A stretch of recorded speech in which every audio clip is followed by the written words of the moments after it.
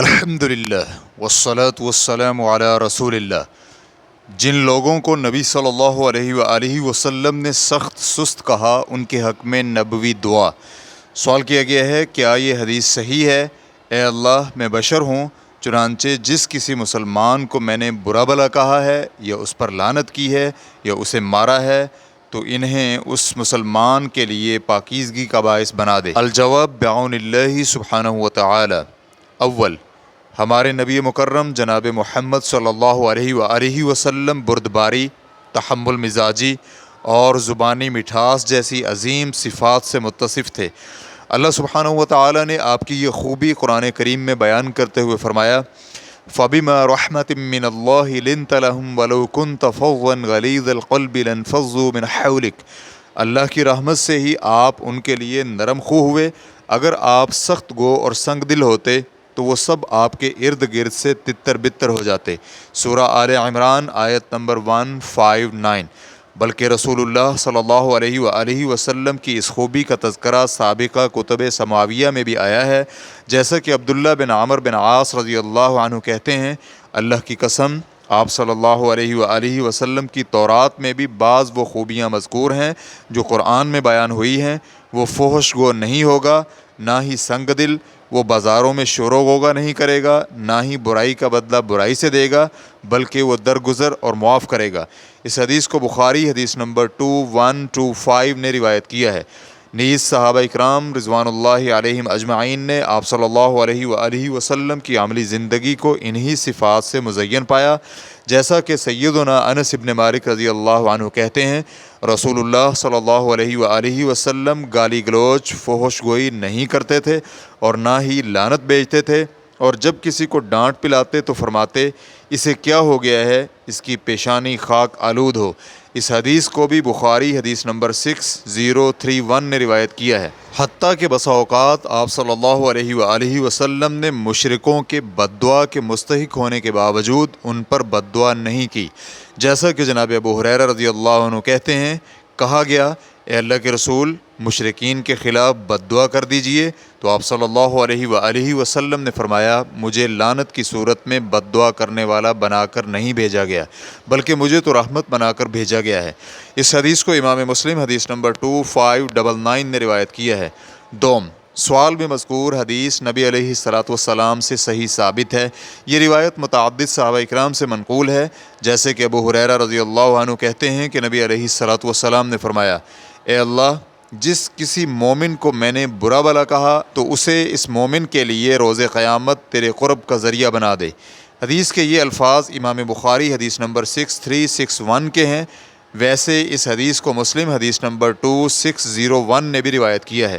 اسی مفہوم کی ایک اور روایت جناب ابو سعید خدری رضی اللہ عنہ سے مسند احمد جلد نمبر 3 صفحہ نمبر 33 میں مروی ہے۔ اسی طرح مسند احمد جلد نمبر 5 صفحہ نمبر 294 میں ہی ابو سوار اپنے ماموں سے بھی بیان کرتے ہیں، اس لیے یہ روایت اصح الاحادیث یعنی صحیح ترین احادیث میں شامل ہے۔ اسی طرح سیدنا جابر بن عبداللہ رضی اللہ عنہما کہتے ہیں کہ نبی علیہ الصلاۃ والسلام نے فرمایا یقیناً میں بشر ہوں اور میں نے اپنے رب سے طے کیا ہے کہ میں مسلمانوں میں سے کسی بھی انسان کو برا بھلا کہوں تو اسے اس کے لیے پاکیزگی اور اجر کا باعث بنا دے۔ اس حدیث کو مسلم حدیث نمبر 2602 نے روایت کیا ہے۔ اسی طرح جناب انس بن مالک رضی اللہ عنہ سے مروی ہے کہ سیدہ ام سلیم رضی اللہ عنہ کے پاس ایک یتیم لڑکی تھی، اور یہی ام سلیم رضی اللہ عنہ انس رضی اللہ عنہ کی والدہ بھی ہیں۔ جناب رسول اللہ صلی اللہ علیہ وآلہ وسلم نے یتیم بچی کو دیکھا تو فرمایا کیا تم وہی ہو؟ تم تو بہت بڑی ہو گئی ہو، تیری عمر بڑی نہ ہو۔ یہ سن کر وہ لڑکی روتی ہوئی واپس سیدہ ام سلیم رضی اللہ عنہ کے پاس گئی تو سیدہ ام سلیم رضی اللہ عنہ نے پوچھا بیٹی کیا ہوا؟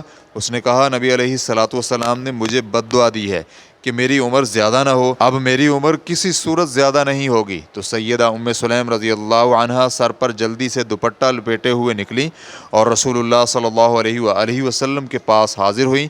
اس پر رسول اللہ صلی اللہ علیہ وآلہ وسلم نے ان سے پوچھا اے ام سلیم کیا بات ہے؟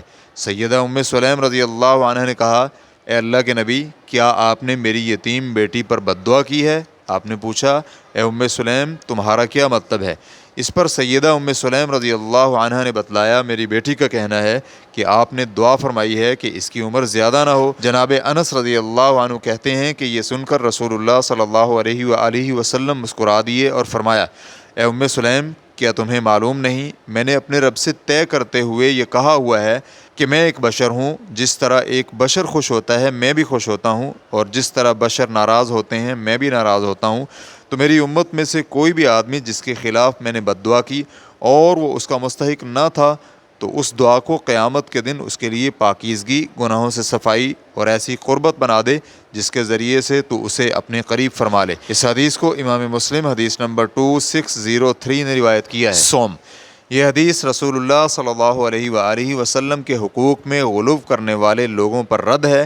وہ اس طرح کہ آپ صلی اللہ علیہ وآلہ وسلم نے واضح فرمایا کہ میں بشر ہوں، مجھے بھی ایسے ہی غصہ آتا ہے جیسے عام بشر کو آتا ہے۔ اگرچہ آپ اللہ کے بارے میں سب سے زیادہ علم رکھتے تھے، تقوی الہی کے سب سے بڑے حامل تھے، آپ غلطی اور کوتاہی سے سب سے دور بھی تھے۔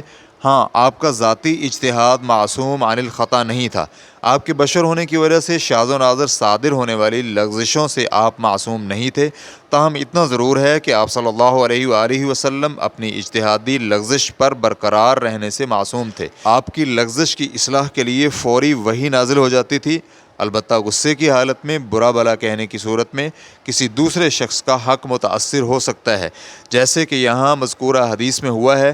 تاہم اس کا نتیجہ پھر بھی اچھا ہی ہے، کیونکہ اگر آپ نے غصے کی حالت میں کسی غیر مستحق کو برا بھلا کہا تو یہ اس کے لیے روز قیامت پاکیزگی، اجر اور قرب الہی کا باعث ہوگا۔ اسی چیز کا اللہ سبحانہ و تعالی نے مذکورہ احادیث میں وعدہ کیا ہے۔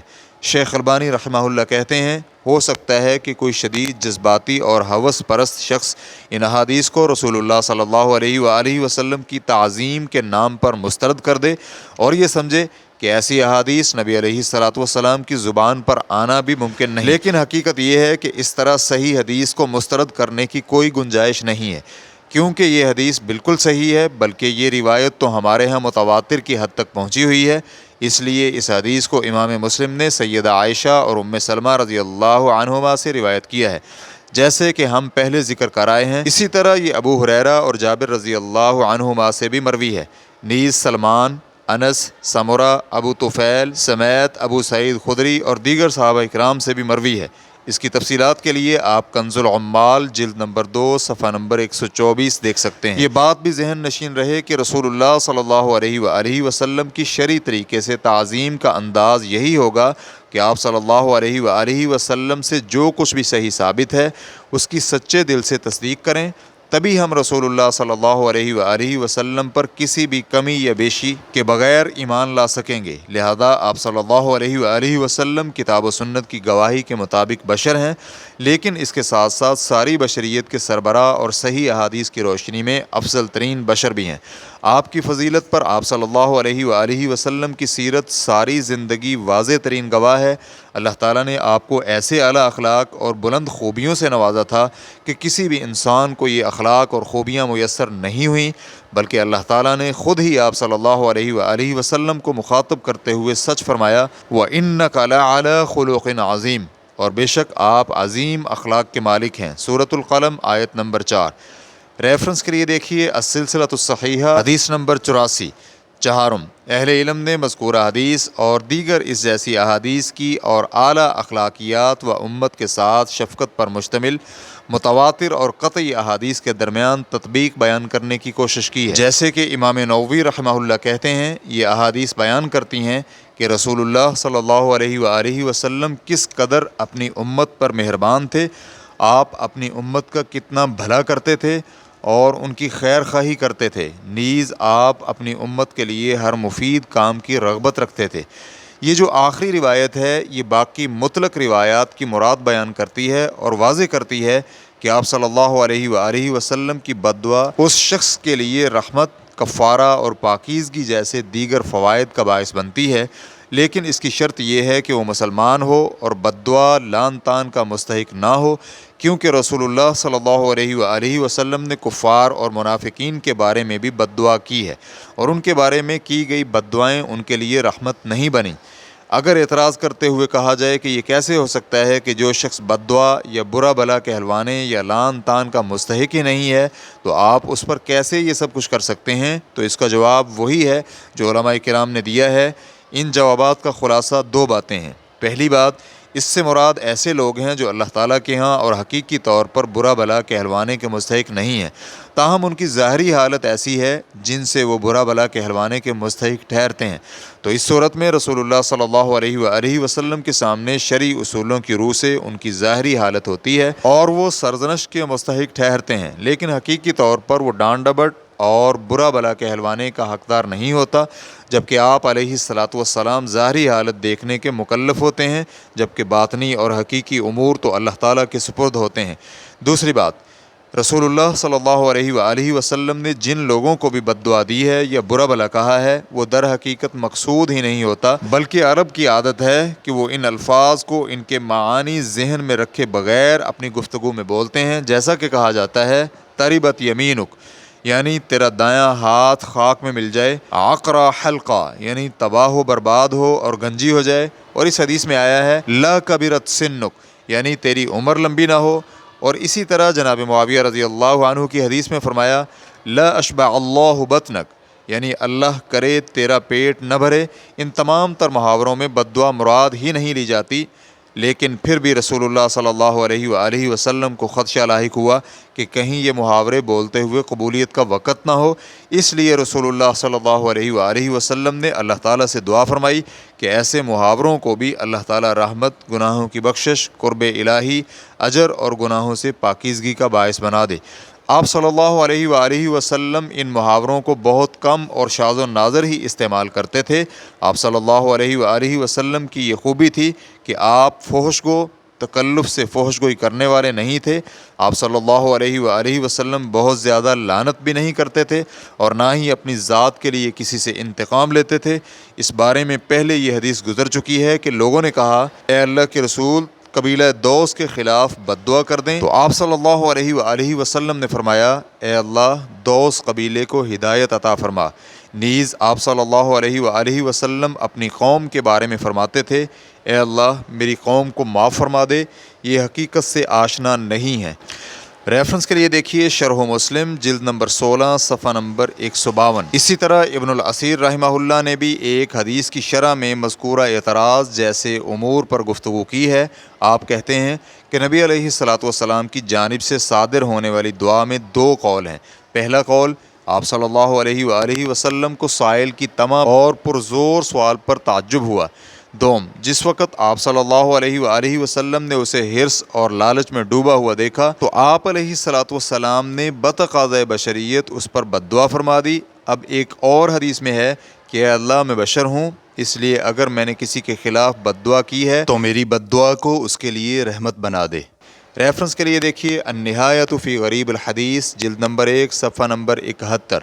مزید تفصیلات کے لیے ابن مفلح کی کتاب الآداب الشرعیہ جلد نمبر 1 صفحہ نمبر 81، 83، 343 اور 344 کا مطالعہ کیا جا سکتا ہے۔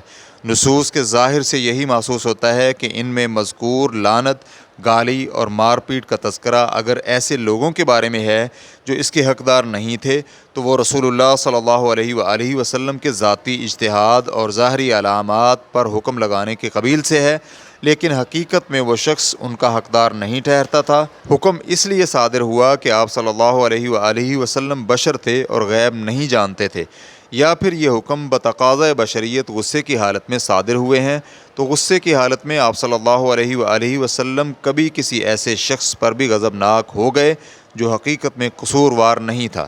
یہی وجہ ہے کہ انہی احادیث میں یہ الفاظ موجود ہیں میں بشر ہی ہوں، لیکن پھر بھی ان سخت جملوں کا نتیجہ اچھا ہی ہے، اس لیے کہ جو شخص لعنت اور برا بلا کہلوانے کا حقدار نہیں تھا اس کے بارے میں اللہ تعالیٰ نے برعکس وعدہ کر رکھا ہے کہ یہ سب چیزیں اس کے گناہوں کا کفارہ بن جائیں گی اور قرب الہی کا باعث ہوں گی۔ اس طرح ایسے شخص کا رسول اللہ صلی اللہ علیہ وآلہ وسلم کے ذمے کوئی حق یا تلافی باقی نہیں رہے گی، بلکہ یہ اس کے لیے نعمت اور بلندی درجات کا باعث ہوگی۔